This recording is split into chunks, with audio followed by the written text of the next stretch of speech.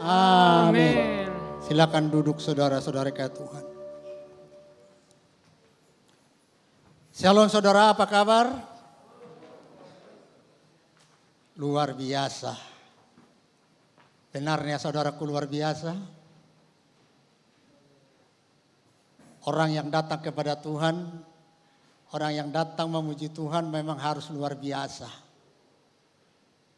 Biarpun kita menghadapi ada goncangan, pun kita menghadapi segala tantangan, tapi kita katakan sungguh luar biasa bahwa Tuhanku sangat ada mengasihi aku.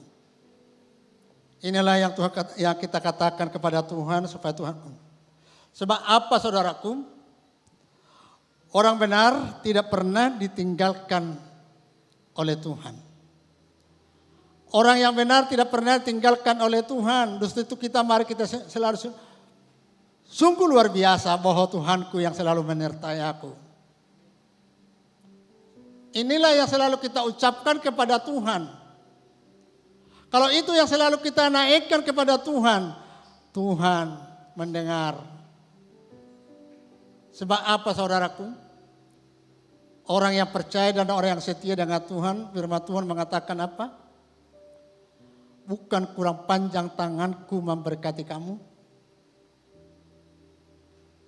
Aku melihat keadaanmu dan aku mendengar seruanmu.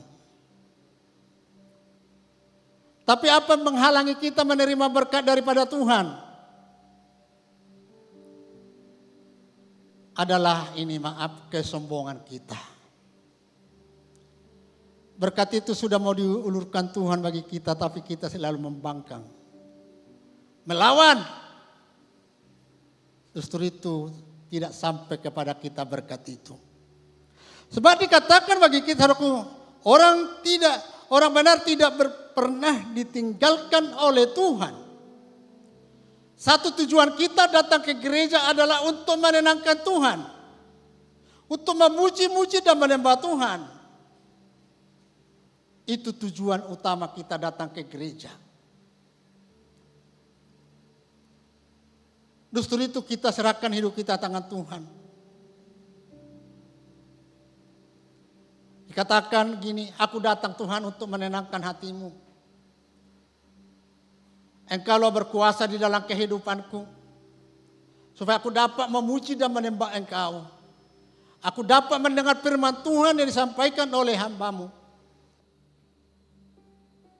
Kalau kita buka hati kita saudaraku, dengan itu kita katakan kita tangkap. Kita terima setiap apa yang Tuhan sampaikan bagi kita pada siang hari ini. Kalau ingin kita berbahagia, kalau ingin kita penuh sukacita, kalau ingin kita pulang dari tempat ini membawa damai sejahtera daripada Tuhan. Saudara kata Tuhan, buka hatimu. Dengan sungguh-sungguh menyembah dan memuji Tuhan. Sebab itulah yang dikatakan. Itulah yang didengar oleh Tuhan daripada kita. Disitulah turun berkat bagi kita. Amin. Terlebih di hari Pentakosta yang ketiga ini. Benar-benarlah kita menanti kedatangan Kristus. Bagi kita masing-masing. Puji nama Tuhan saudaraku. Firman Tuhan bagi kita. Mari kita buka firman Tuhan daripada Mazmur 37. Ayat 25 sampai 26. Dikatakan di situ saudaraku, mari kita tangkap dan kita dengar apa yang Tuhan katakan melalui apa yang sudah diterima oleh Raja Daud. Dan dia bersukacita, berbahagia. Mari katakan ini bagi saudara dan saya. Dahulu aku muda, sekarang telah menjadi tua. Tetapi tidak pernah kulihat orang benar ditinggalkan atau anak cucunya meminta roti. Waktu muda pun Daud menenangkan hati Tuhan. Sampai dia tua selalu menenangkan hati Tuhan. Maka cucu-cucunya dilihat bersukacita. Tidak ada menjadi pengemis. Tapi selalu Tuhan memberkati mereka. Ini yang Tuhan katakan bagi kita hari ini saudaraku. Supaya kita mengadari segala kebaikan Tuhan di dalam kehidupan kita. Bahwa begitu besar kasih Tuhan bagi saudara dan saya. Kita diingatkan oleh Tuhan supaya kita lebih sungguh-sungguh datang kepada Tuhan. Kita serahkan hidup kita dengan Tuhan. Yang jangan kita menjadi main-main lagi ke hadapan Tuhan. Amin saudaraku. Amin saudara. Ini. Terlebih di sini banyak saya lihat mulai tadi pagi sampai kedua dan ketiga banyak anak-anak muda. Waktu muda berikanlah hatimu kepada Tuhan. Layanilah Tuhan dengan segenap hatimu apa yang dirasakan oleh Daud. Sampai dia tuannya melihat cucu-cucunya datang untuk menyembah memuji Tuhan. Apa beda Daud dengan kita saudaraku? Tidak ada. Tapi itu Daud memberikan hatinya. Bahwa dia percaya Tuhan selalu memelihara hidupnya. Bahwa dia percaya selalu memelihara keadaannya. Ini yang Tuhan katakan saudaraku supaya kita percaya dengan Tuhan. Sebab ayat 26 dikatakan, tiap hari ia menaruh belas kasihan dan memberi pinjaman dan anak cucunya menjadi berkat. Orang yang selalu datang kepada Tuhan, orang yang sungguh-sungguh datang kepada Tuhan akan menjadi diberkati, akan memberikan pinjaman. Bahkan dikatakan anak cucunya menjadi berkat. Oh sungguh luar biasa. Sungguh luar biasa. Apa yang dilakukan oleh Daud, anak cucunya merasakan. Anak cucunya merasakan berkat-berkat yang diterima. Jadi supaya kita saudaraku, kita sebagai kita yang percaya dengan Kristus. Yang kedua kita bayangkan bagaimana penderitaan Yesus. Enggak tahu saudaraku. Dia datang ke dunia ini menjadi manusia. Tapi hanya dagingnya manusia. Tapi hidupnya adalah Tuhan. Dari mana kita tahu? Waktu dia di dunia ini, sesudah dia diurapi oleh Tuhan sudah berumur 30 tahun, ia dipakai Tuhan yang luar biasa. Tapi ada ini sebelum ia sampaikan, mulai dia baru umur 12 tahun sampai 30 tahun nama Yesus tidak ada di Alkitab. Tapi sesudah 12 tahun baru itu 30 tahun baru ada timbul namanya kembali. Kenapa saudaraku masih ada kemanusiaan itu belum dia dipakai oleh Tuhan. Tapi sudah dipakai oleh Tuhan dia ada manusianya ada Tuhan. Buktinya waktu manusia dia masih bisa dia menjaga mujizat. Yang lumpuh berjalan, yang buta melihat, yang mati bisa hidup. Banyak mujizat-mujizat dia beri ke Tuhan bagi kita supaya kita menyadari pengorbanan Tuhan sungguh besar bagi orang yang datang kepada dia. Justru itu Tuhan mengingatkan kita melalui apostol Paulus. Di Ibrani 13 ayat 5 dikatakan bagi kita. Supaya kita lebih memahami segala kerinduan Tuhan di dalam kehidupan kita hari-hari ini. Janganlah kamu menjadi hamba uang dan cukuplah dirimu dengan apa yang ada padamu. Karena Allah telah berfirman, aku sekali tidak akan membiarkan engkau dan aku sekali tidak akan meninggalkan engkau. Ini janji Tuhan bagi kita. Kalau kita selalu benar sungguh-sungguh melayani Tuhan. Tidak kompromi kita dengan dunia atau mata uang. Firman Tuhan mengatakan sekali-sekali tidak akan meninggalkan kamu. Selalu aku bersama-sama dengan kamu. Selalu aku memimpin kamu, menuntun kamu kemanapun kamu melangkah. Aku ada bersama-sama dengan kamu. Ini yang Tuhan katakan supaya kita lebih memahami cinta kasih Tuhan bagi saudara dan saya. Begitu besar pengorbanannya bagi kita supaya kita menjadi orang yang bersuka cita. Yang menerima keselamatan. Yang tidak akan menerima kebinasaan. Tapi kita menerima kehidupan yang kekal. Ini yang Tuhan katakan supaya kita. Terus itu mari kita perhatikan bahwa nasihat ini muncul setelah peringatan mengenai kedursilaan. Keserakahan dan kesulitan terkait sangat erat kepada manusia.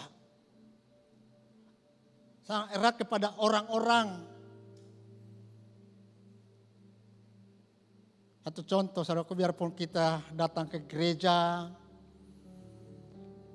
dengan sungguh-sungguh kita datang ke gereja, memuji Tuhan dan menyembah Tuhan, bahkan mengeluarkan air mata. Atau di rumah berdoa sampai maaf, ingus sampai keluar, lantaran kata terseduh-seduh. Tapi lantaran godaan dunia, uang, ingus kita yang panjang tadi hilang. Terpengaruh apa? Kita tergoda oleh sifat dunia ini. Tapi kalau kita bisa bertahan, ada kuasa Roh Kudus ada di dalam diri kita. Kita akan, uang. Hanya daripada aku, bukan itu membuat aku menerima keselamatan. Baru benar-benar Allah Kristus di dalam kehidupan kita. Amin. Benar-benar Allah Kristus dalam kehidupan kita. Sebab apa, saudaraku? Terlalu sering kita akan kelimpahan harta, cara jasmani, kemewahan, serta keinginan daging kita. Tidak henti-hentinya kekayaan membuka peluang untuk berjerumus dalam dosa-dosa yang tidak kita sadari. Nah, uang kita terjerumus, kita dosa yang tidak kita sadari. Tapi hari ini kita diingatkan oleh Tuhan, saudara-saudaraku, supaya kita menjaga diri kita. Yang kita dipengaruhi itu, tapi kita pengaruhi ada Tuhan. Kita datang ke gereja, kita memuji Tuhan, menyembah Tuhan di rumah, bukan kita mencari yang di dunia, tapi kita cari adalah yang di surga. Amin. Kita cari adalah di surga. Justru itu kalau kita cari yang di surga, tadi dikatakan tidak akan dipermalukan, saudara-saudara. Selalu menjadi berkat. Tuhan cukupi segala keperluan-keperluanmu. Tidak akan dibiarkan kamu menderita. Sebab dia malu. Tuhan malu kalau kita menderita. Kalau kita sungguh-sungguh datang kepada Tuhan. Malu dia. Oh, anak-anakku yang sudah menyembah dan memuji aku, kok enggak aku berkati dia ya? Kok enggak aku berikan sukacita, kok enggak aku berikan kebahagiaan? Bahkan kehidupannya kok enggak aku berikan? Tuhan malu kalau kita miskin. Tuhan malu kalau kita miskin. Tuhan selalu mau memberkati kita, berkatakan bukan kurang panjang tanganku memberkati kamu. Bukan kurang tajam pendengarku mendengar suaramu, bahkan kurang terang mataku melihat keadaanmu, tapi adalah durhaka kita, kebebalan kita, melawan kita kepada Tuhan. Sebab orang-orang Kristen ini saudaraku selalu mengatur Tuhan. Tuhan berkati aku. Tuhan, anak-anakku pulihkan. Sembuhkan anakku Tuhan. Bahkan kita katakan apalagi ibu-ibu. Lebih baiklah aku sakit daripada anakku. Padahal kalau sakit ibunya siapa yang ngurus? Lantaran apa? Cintanya kepada anaknya, amin. Tuhan kita Yesus Kristus lebih daripada itu. Sudah dia menerima penderitaan dan kesusahan itu. Dia terima. Justru itu saudaraku kita diingatkan kita kembali selalu tuh. Datanglah kepadaku. Pujilah aku. Tadi pagi sudah sampaikan Yohanes 16 ayat 15a. Katakan apa? Bukan kamu yang memilih aku. Tapi aku yang memilih kamu, kata Yesus. Satu kebanggaan dalam kehidupan kita, kok kita bisa dipilih Tuhan? Siapa kita? Orang yang berdosa. Tapi Tuhan pilih kita untuk kita melayani Tuhan. Untuk memuji dan menyembah Tuhan. Bukan kita yang memilih Tuhan. Dia yang memilih kita. Justru itu mari kita menyadari atas segala kebaikan Tuhan di dalam kehidupan kita. Mari kita menyadari saudaraku.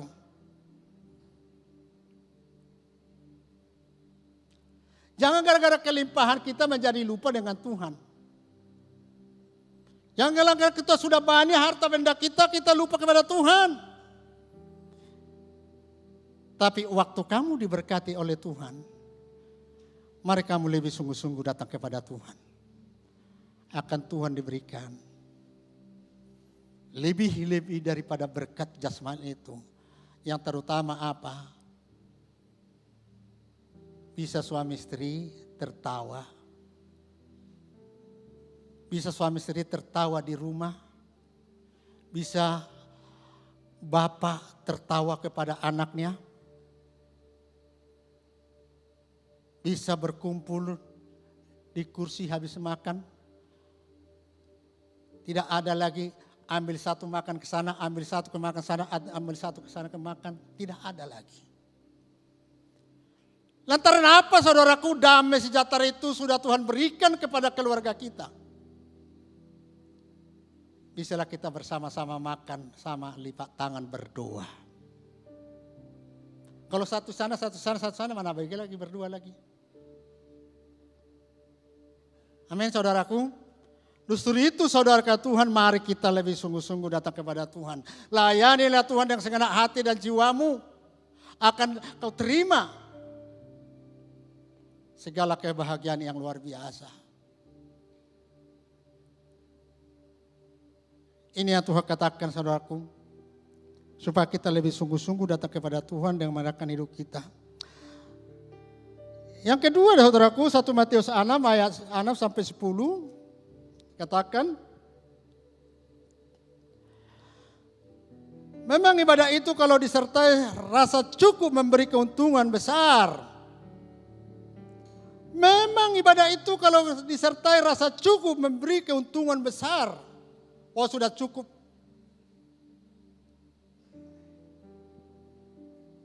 Ada gini saudaraku. Waktu di Simpang 5 gereja ini. Ada dulu satu pengusaha yang luar biasa datang dari Singapura. Memberikan seminar.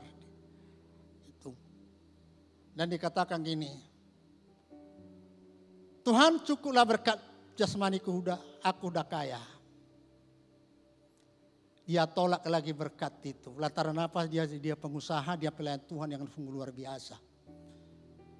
1 tahun dia datang ke Bengkulu sekali sebulan memberikan seminar. Dia tolak berkat itu lantaran sudah diberkati yang luar biasa. Dan cukuplah berkat jasmani Tuhan sebab dia apa? Di mana-mana ada mallnya. Dan dikatakan gitu, terbesar di Medan adalah mall dia. Dia orang Medan tapi pindah ke Singapura. Ini pernah itu satu pengusaha seminar menyampaikan itu waktu kami seminar di Simpang 5.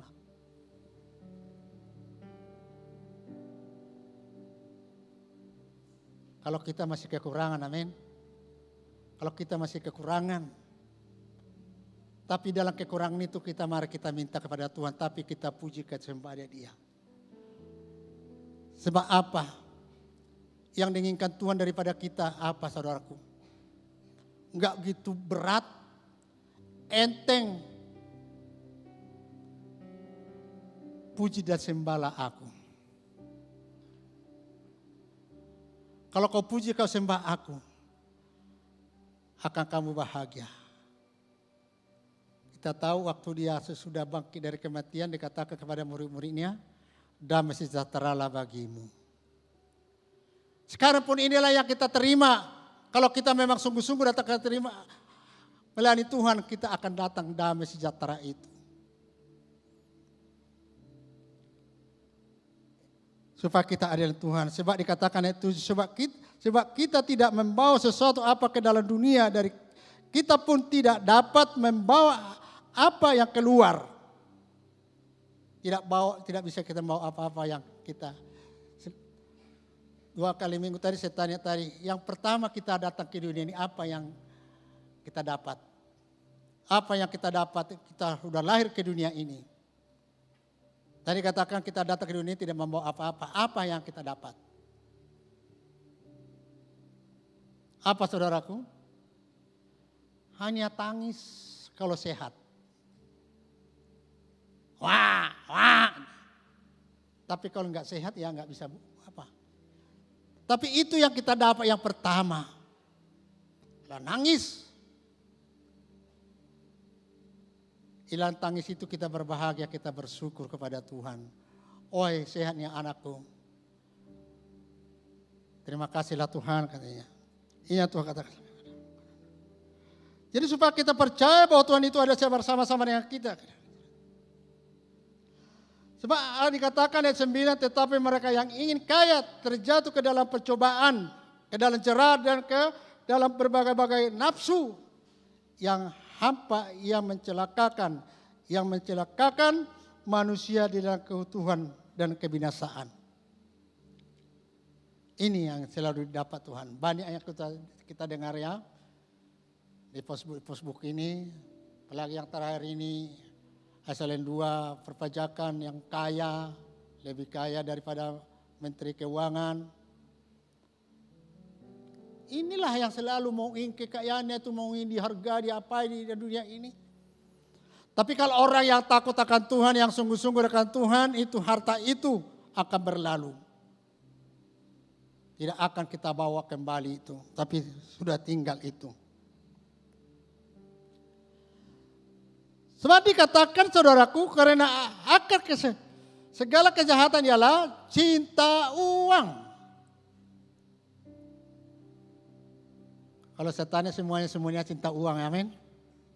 Gak ada yang gak cinta uang. Tapi jangan uang itu yang mengatur kita. Kitalah yang mengatur uang itu. Gak mungkin kita berjalan kalau tidak ada uang.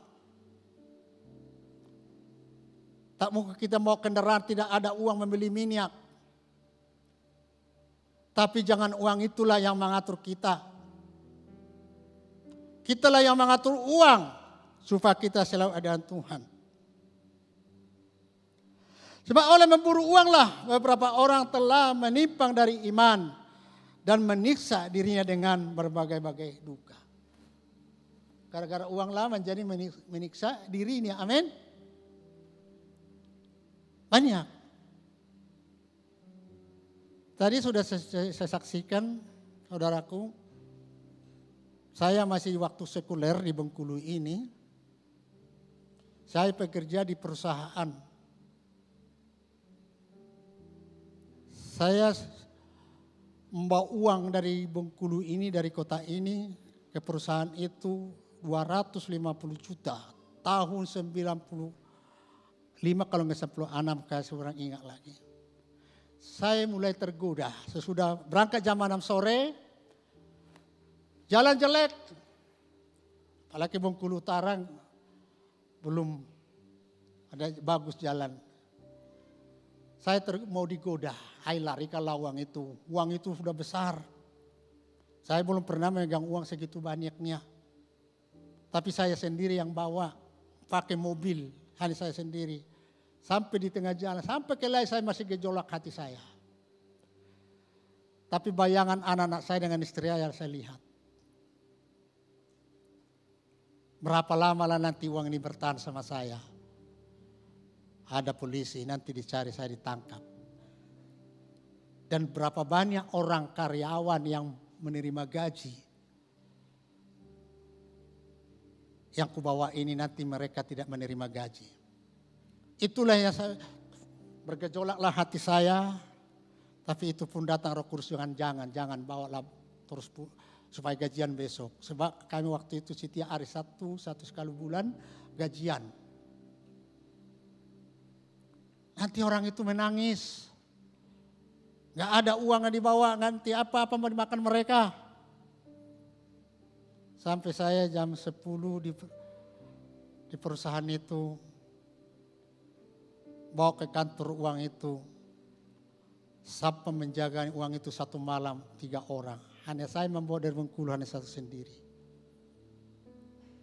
Gampang sebenarnya. Tapi kurasakan di situ ada Roh Kudus di dalam hati saya yang tidak tergoda. Apa salahnya saya sendiri pakai bawa mobil sendiri, uang banyak. Tapi itu saya rasakan hari ini bukan kehendak Tuhan. Saya bersyukur kepada Tuhan. Sebab apa orang yang memburu uang lah telah menyimpang dari iman.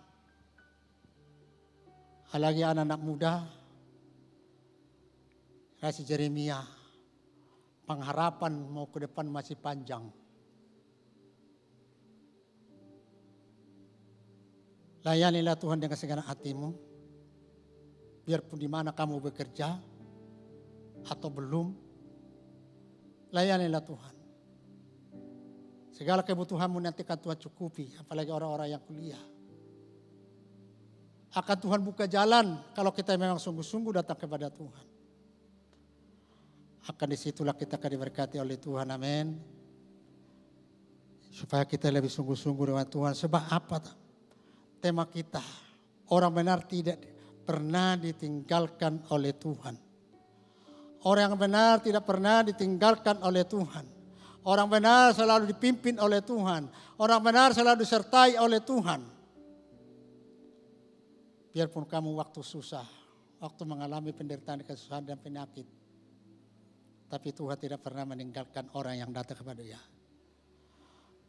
Puji nama Tuhan, inilah firman Tuhan bagi kita hari ini. Kita supaya kita firman Tuhan yang kita dengar hari ini, itu memacu kita lebih sungguh-sungguh datang kepada Tuhan. Dan menyadari atas kasih Tuhan sungguh nyata di dalam kehidupan orang yang datang kepada Dia.